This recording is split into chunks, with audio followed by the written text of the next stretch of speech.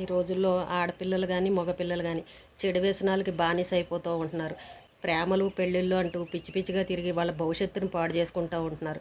ఏదైనా జరిగిపోయిన తర్వాత తల్లిదండ్రులు వచ్చి మాకు ఏ విషయాలు తెలియవు, మాకేమీ చెప్పలేదు, ఏం జరిగిందో మాకు అసలు ఏమీ తెలియదని ఈ విధంగా చెప్తారు.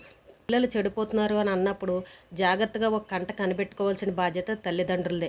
వాళ్ళు ఏం చేస్తున్నారు, ఎక్కడికి వెళ్తున్నారు, లేటుగా ఎందుకు వస్తున్నారు, వాళ్ళ ఫ్రెండ్స్ ఎవరు అని ఇలాంటివన్నీ తల్లిదండ్రులు గమనించుకోవాలి.